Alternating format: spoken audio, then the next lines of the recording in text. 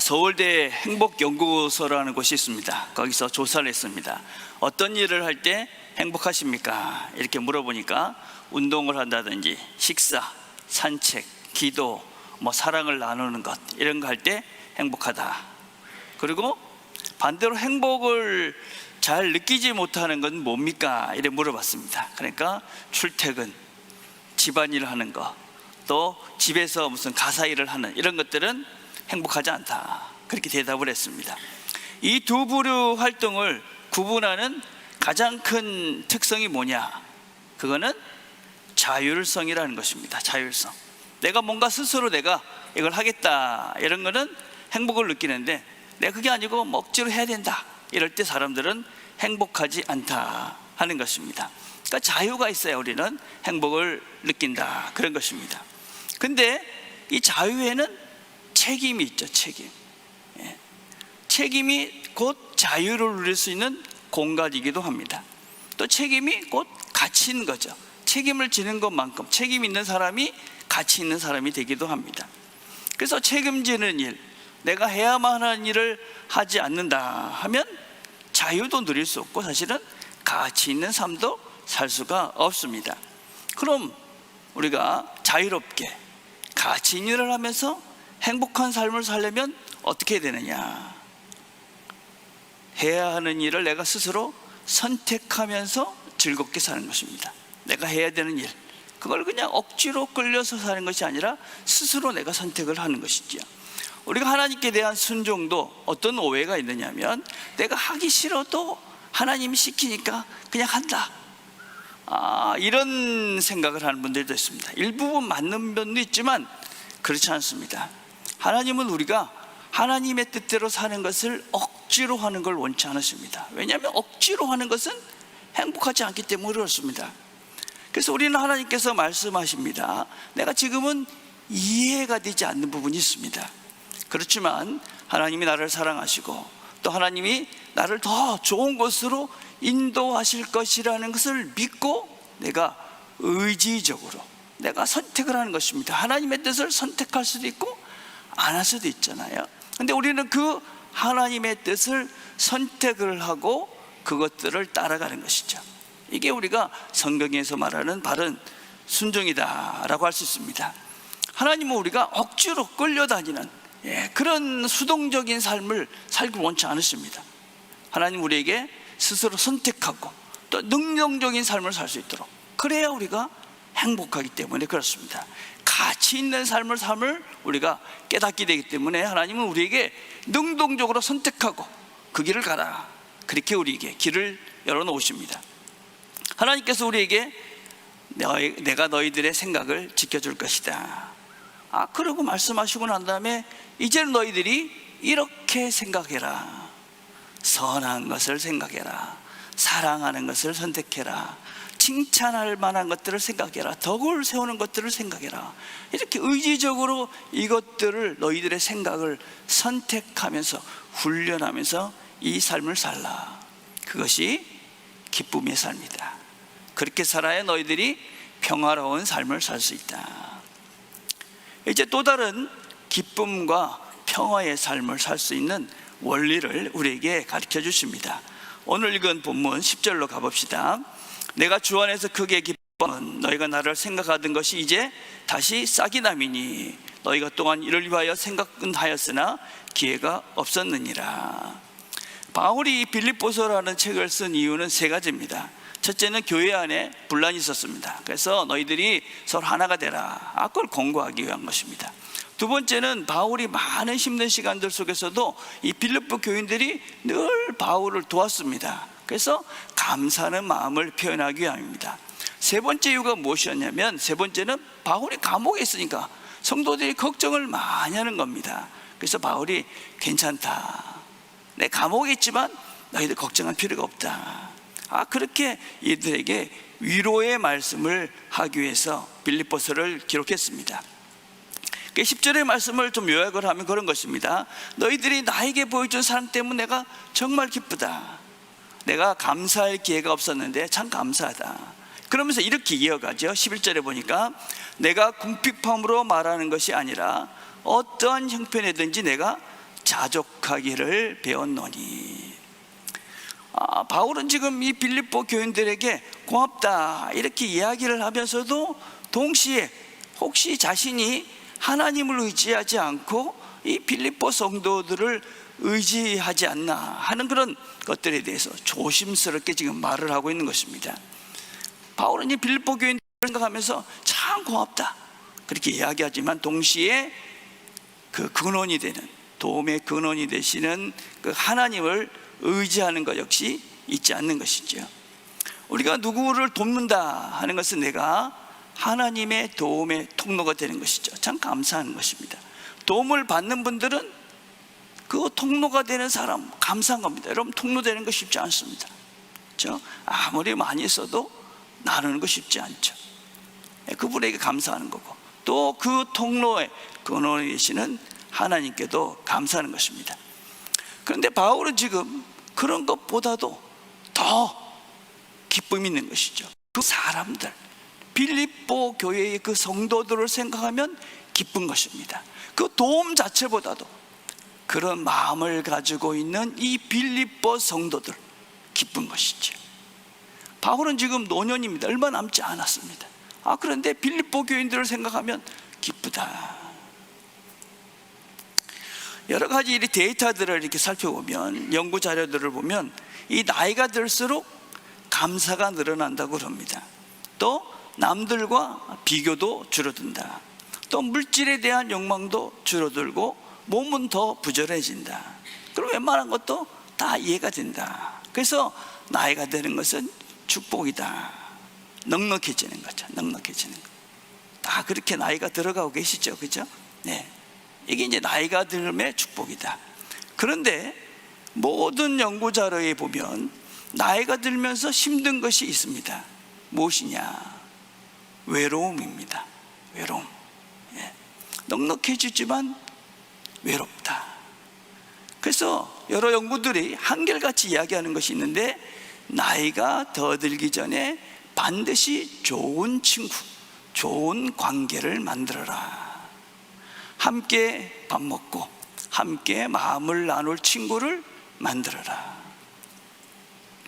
우리에게는 참으로 좋은 친구들이 있습니다. 일주일에 한 번씩, 그죠? 일주일에 꼭 한 번 이상은 이렇게 만나는 사람들 어디 있습니까? 형제들도 없지, 아니 그렇잖아요. 가까운 살지 않으면 부모들도 안 그래. 근데 우리는 일주일에 한 번은 꼭 여기 모여가지고 예배드리고 이야기하고, 그죠? 서로의 마음을 내놓고 기도하고 슬픔과 기쁨을 나눕니다. 어떤 면에서 이 땅에서 우리가 마지막 길을 떠날 때 나를 배웅해 줄 사람들이죠. 그리고 영원한 천국에서 다시 만날 사람들입니다. 여기 계신 여러분들이 얼마나 소중한 사람들인지 모릅니다. 네. 우리가 다 이런저런 면들이 있죠. 네. 좋은 면도 있고 나쁜 면도 있죠. 그렇지만 서로가 좋은 면, 덕이 되는 것, 칭찬을 받을 것, 사랑받는 것들을 생각하면서 서로를 생각할 때마다 기쁜 관계를 만들어가는 겁니다. 이게 우리가 이 땅을 살면서 기쁨을 누릴 수 있는 근본이다. 그래서 우리는 이 공동체를 왜 하나님께서 주셨느냐? 서로 함께하면서 사랑하면서 그 평화를 누리면서 서로 행복한 걸음들을 함께 걸어가라고 우리에게 여기 여러분들 우리를 함께 주신 것이죠. 자, 그리고 바울은 이렇게 말합니다. 내가 궁핍함으로 말하는 것이 아니라 어떠한 형편이든지 내가 자족하기를 배웠노니. 여러분, 자족이라는 말이 내가 이 정도면 됐어 그런 의미가 아닙니다. 나중에 주보를 보시면 흡족이라는 표현이 훨씬 더 맞는 것 같습니다. 조금도 모자람이 없을 정도로 스스로 넉넉하여 만족하는 상태를 말합니다. 바울은 나는 지금 흡족하다, 만족한다 그렇게 말합니다. 바울은 지금 뭔가가 많이 가지고 넉넉해서 그런가? 그렇지 않습니다. 바울은 평생 질병이 있었습니다. 고린도후서 12장에 보면 이것이 내게로 떠나기를 위하여 내가 3번 주께 간구하였더니 내게 이르기를 내 은혜가 내게 좋거도다. 이는 내 능력이 약한 데서 온전하여 짐이라 하신지라. 이러므로 도리어 크게 기뻐함으로. 바울은 평생 이런 질병이 있었습니다. 그리고 지금은 바울은 감옥에 있습니다. 바울은 나이가 들어서 자기의 하나인 영적인 아들인 디모데에게 이렇게 말합니다. 자족하는 마음이 있으면 경건에 큰 유익이 되느니라. 자족하면 우리가 하나님께서 기대하는 사람으로 날마다 새로워져 갈 수 있다.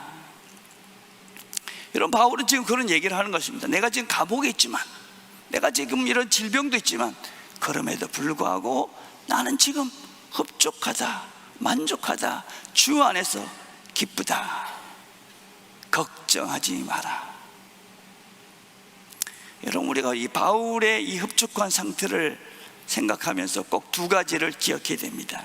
첫째, 이 흡족한 자족이라는 것은 비교해서는 누릴 수 없는 상태다. 비교해서는 안 된다.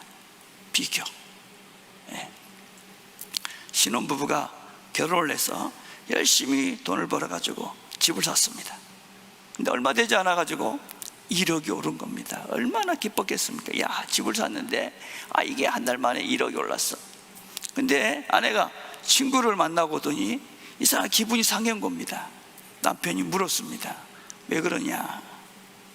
친구가 산 집은 2억이 올랐다고. 우리가 이 땅을 살면서 경쟁하고 비교하고 사는 이런 자본주의 시스템 속에서 우리가 비교하지 않고 사는 것 쉽지 않습니다. 그러나 우리가 보여지는 것, 재물, 여러분 그것만 하면서 그것을 추구하면서 살면 비교하고 비교당하면서 불행한 인생을 삽니다. 여러분, 자족이라는 것은, 이 흡족하다는 것은 사실은 다른 방향성에서의 열심입니다. 그냥 자족이니까 이 정도면 됐다, 그런 것이 아니다. 바울은 이렇게 말합니다.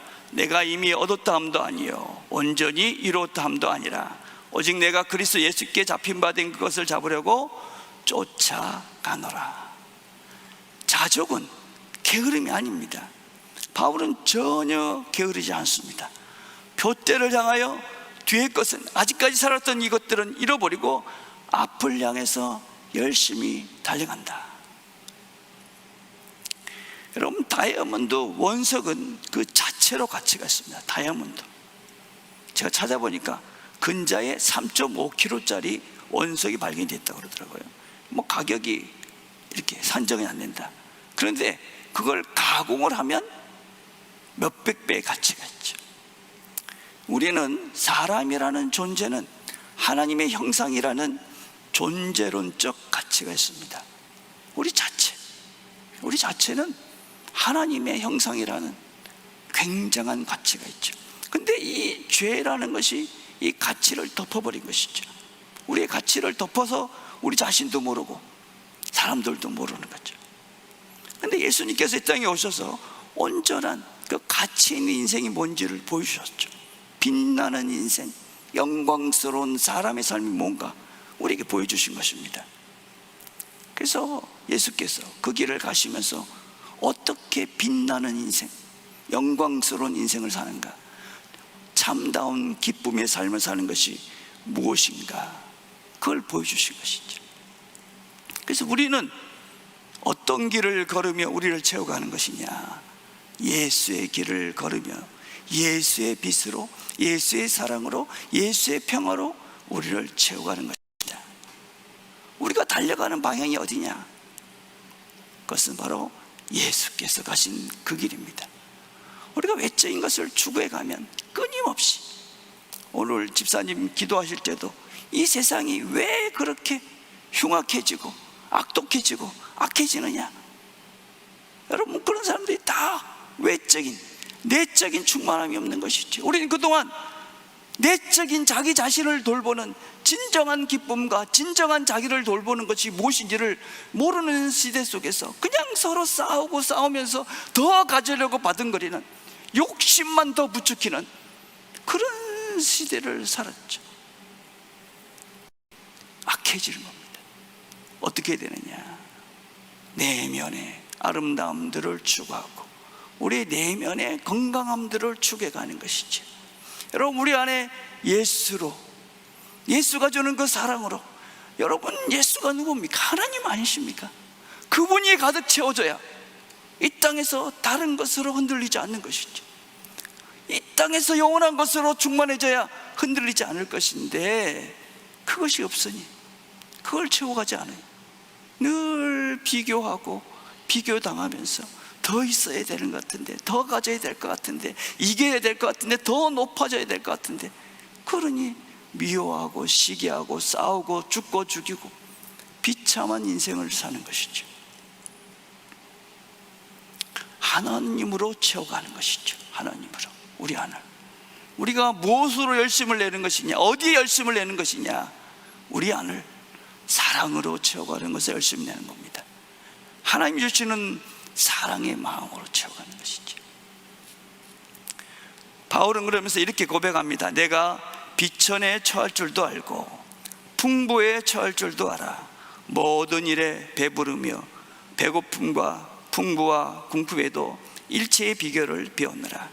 내게 능력 주신 자 안에서 내가 모든 것을 할 수 있느니라.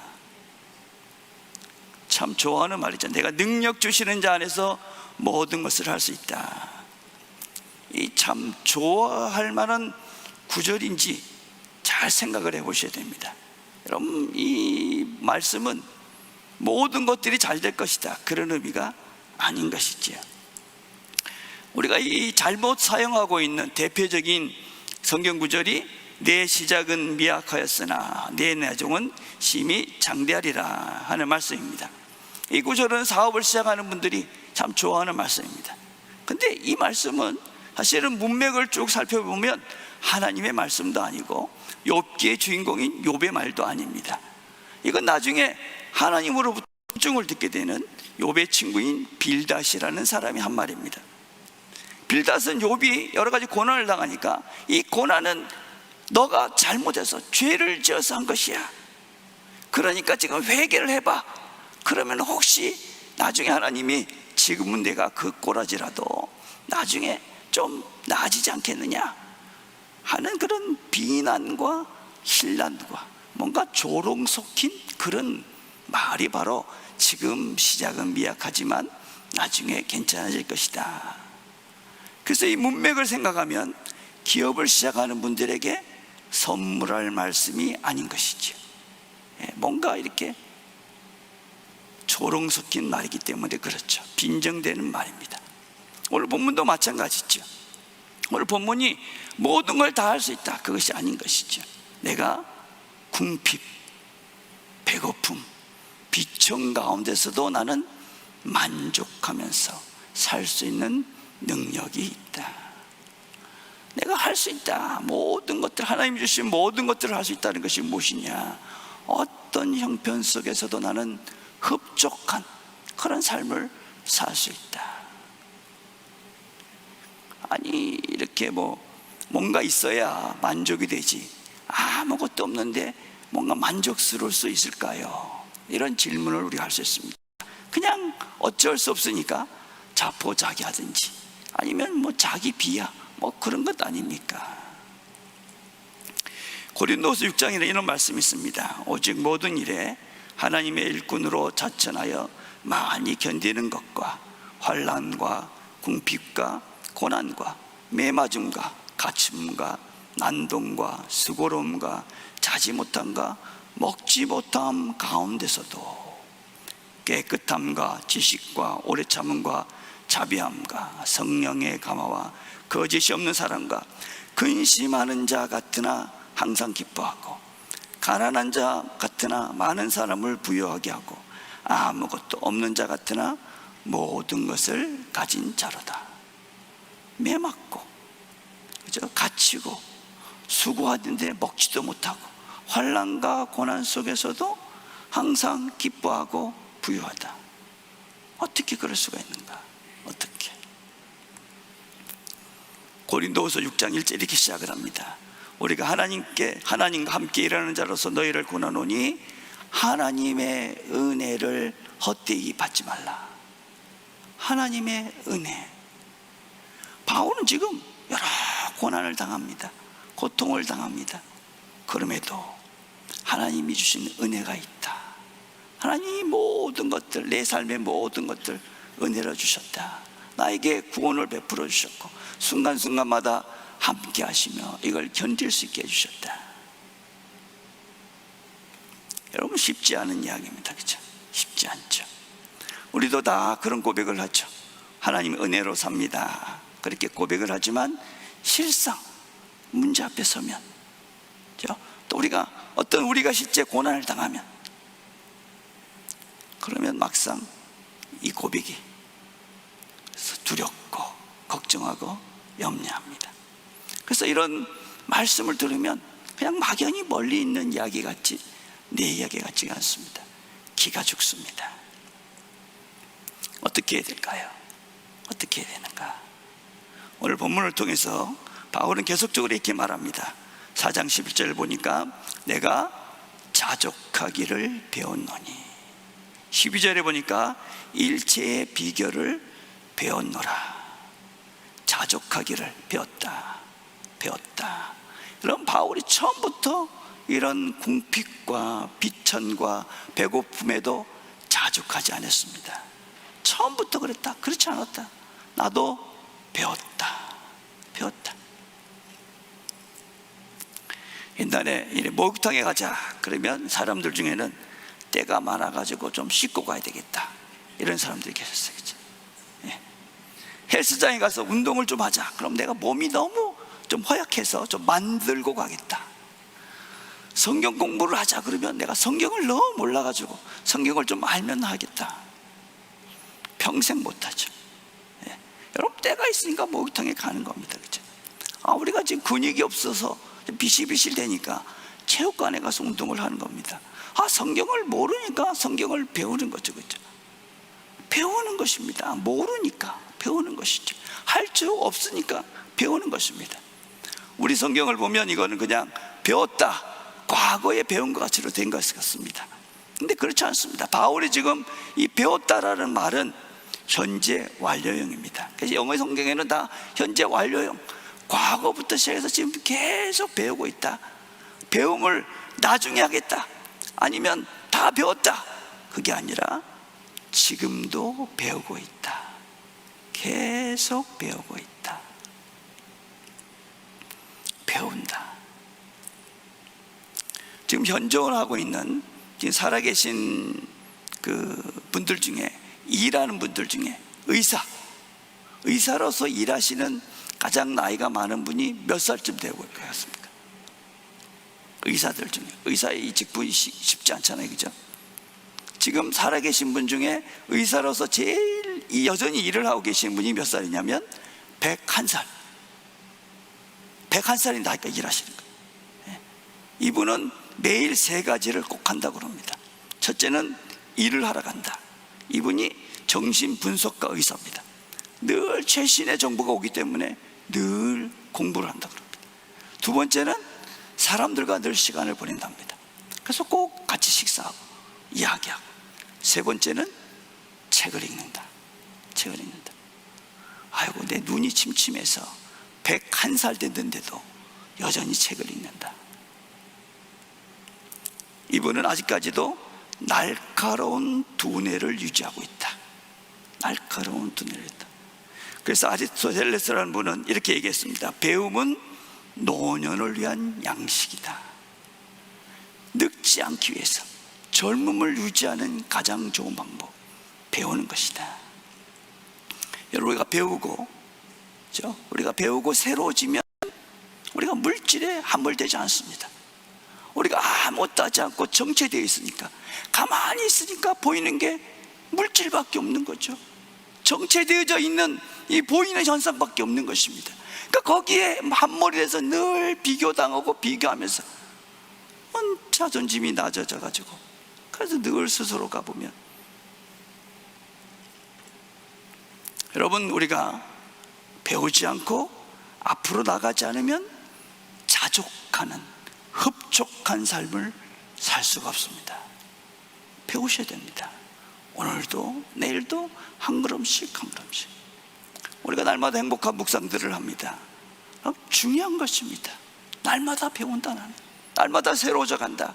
그래야 여러분 자신들에게 흡족한 내가 되는 것입니다. 나는 오늘도 성장하고 있다, 오늘도 배우고 있다. 바울이 뭐라고 고백을 하고 있습니까? 내게 능력 주시는 자 안에서 내가 모든 것을 할 수 있느니라. 하나님께서 함께 하시면서 능력을 주신다. 우리가 새로워져가는 나를 보고, 만족할 수 있는 나를 보고, 흡족한 인생, 기쁨과 평화를 주시는 인생, 그 삶을 살 수 있도록 우리가 함께 하시며 도우신다. 새로운 한 주를 우리에게 주셨습니다. 이 한 주도 하나님 주시는 힘으로 흡족한 인생을 누리시면서 기쁨과 평화를 누려가시는 저와 여러분이 되기를 간절히 바라겠습니다. 함께 기도하겠습니다.